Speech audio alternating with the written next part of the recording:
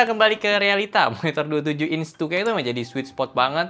Walaupun kita udah sempat cobain beberapa monitor ultrawide yang kasih kesan beda banget ya dibanding monitor yang 16:9. Tapi at the end 27 2K 16:9 itu akan jauh lebih mudah dijangkau sama banyak consumer. Dan sama kebutuhan orang banyak juga ini bisa lebih kepake gitu ya. Dan kalau misalnya kita lihat juga di pasaran 27 2K harganya lagi bersaing banget, perpindahan dari 24 Full HD sekarang udah pada pakai 27 2K. Sekarang kita akan bahas monitor MSI seri MAG, MSI Arsenal Gaming. Artinya ini secara ini yang paling price to value, paling affordable dari seri lain yang kemarin kita bahas kayak MPG OLED ya contohnya. Dari speknya juga jelas beda panel OLED dengan panel IPS. Nah, tapi menariknya dari si MAG 275QF ini di harga 3 juta, dia udah dapetin Rapid IPS. Yang gue pribadi sih ngerasa perbedaan dengan IPS biasa itu response time-nya dan motion blur-nya itu lebih minim di Rapid IPS ini, dan klaimnya mereka tuh bisa sampai di 0,5 millisecond untuk response time-nya. By default dia udah pakai di settingan yang fast. Kalau gue perhatiin di sini masih aman banget, gak ada downside lainnya. Biasanya tuh kalau di boost ada warna-warna yang aneh berbayang. Kalau di sini aman banget. Walaupun gue nggak punya alat untuk bisa dapetin tes yang valid, tapi mata gue sih berasa beda ya. Karakter panel IPS-nya juga di sini kerasa view angle-nya itu luas, warnanya gak gampang shifting, dan gue sama Nino juga lebih percaya gitu kalau misalnya ngelihat monitor IPS by default baru dinyalain. Warnanya itu ya natural dan cukup aja gitu, pas aja gitu warnanya. Beberapa kasus yang kita temuin di panel lain kayak mini LED atau OLED, most of the time pas kita nyalain itu warnanya merahnya vibrance, kayak oversaturate gitu, jadi kita harus setting dulu. Nah kalau di panel IPS ini, by default kita udah nggak perlu utak-atik banyak-banyak sih ya.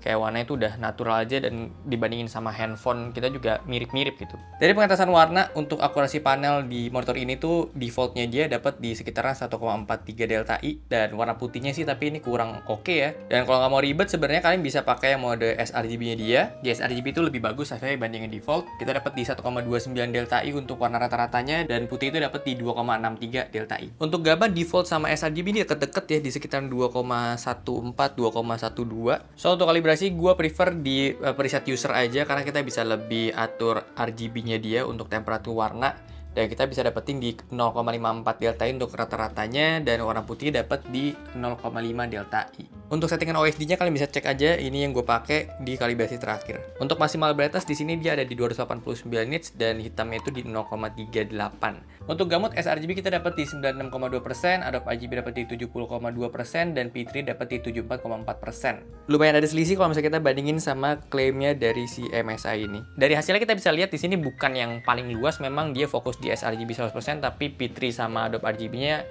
segitu aja. So monitor ini secara cakupan warna gamut cocoknya buat kita-kita yang memang produksi video di sosial media atau nikmatin gambar digital platform aja gitu, karena sRGB-nya ya udah maksimal. Tapi kalau untuk kebutuhan sinema atau kebutuhan printing ini masih kurang maksimal sih. Dan ada fitur HDR juga di sini, tapi ya ini cuma pelengkap aja sih, gue nggak saranin untuk kalian nyalain. Kombinasi ukuran monitor 27 inch pakai resolusi 2K WQHD 2560x1440 udah sering banget gue mention betapa komposisi yang pas banget ya di sebuah monitor. Kayak detail gambarnya tuh ya dapet banget, rapet pixelnya, buat lihat tulisan juga ini enak banget. So untuk kalian yang suka ngetik, suka ngoding, nggak akan ada isu sama tulisan-tulisan yang pecah kalau pakai monitor 27 inch 2K. Untuk looks atau desain di sini juga gue nggak bisa bilang ini spesial banget gitu, karena ya biasa aja, standar aja. 3-side bezel-less, dan bezel yang bawah juga ini masih lumayan tebel. Belakangnya juga rounded dan ada tebelnya, bukan yang tipis banget gitu. Jadi secara estetika ini ya masih nggak yang wah mewah gimana gitu ya. Dan kakinya dia juga ini yang biasa aja, nggak bisa aja tebel juga, cuma bisa tilt doang. Tapi ya pas sama gue karena gue selalu pakai bracket monitor. Kita bisa pasangin di VESA-nya dia 100x100 mm. Untuk koneksi ini termasuk yang pas aja, ada 1 DP 1.4 dan ada 2 HDMI 2.0, yang artinya HDMI ini support di 2K 144 Hz saja. So untuk konsol sih ini udah cukup banget ya, karena dia bisa sampai di 120 Hz 2K. Kalau kalian mau maksimalin pakai PC di 180 Hz ya berarti harus pakai DP. Belum ada port Type-C di sini, dan itu menurut gue yang jadi satu alasan kenapa monitor ini harganya cukup budget dan cukup kompetitif ya. Karena kemarin kalau misalnya kita bandingin sama monitor 27 2K yang ada Type-C-nya itu harganya di hampir 4.39. Cuma itu juga minusnya si Type-C-nya wattnya keluaran itu cuma 9 watt, jadi kecil banget.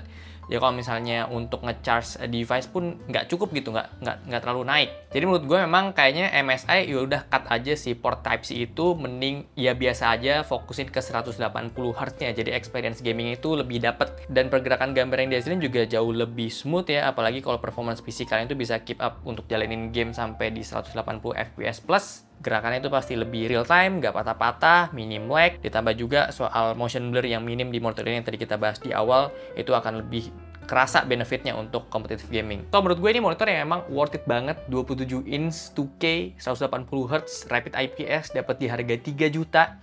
Kalau kita lihat beberapa kompetitornya lain, ada yang harga 2,6, 2,7, tapi itu juga nggak nyampe 180 Hz ya. Refresh rate-nya ada yang di 165, ada bahkan 144. Jadi kalau misalnya emang kalian punya performance PC yang bagus, terus pengen maksimalin FPS-nya, pakai aja monitor yang Hz-nya tuh tinggi di 180 Hz kayak si MSI MAG 275QF ini. Untuk kualitas warnanya ya so-so aja, kalau dibandingin sama beberapa monitor yang udah pernah kita review, ini ya ada di tengah-tengah, by default atau bahkan udah dikalibrasi pun nggak terlalu naik signifikan ya. Jadi gue sangat menyarankan dan highly recommend untuk kalian yang memang mau cari experience gaming kompetitif di monitor ini sih ya. Untuk harganya dia di 3.199.000 dan kita udah dapetin garansi lengkap 3 tahun.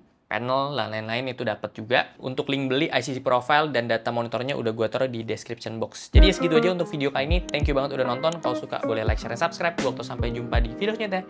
Terima kasih.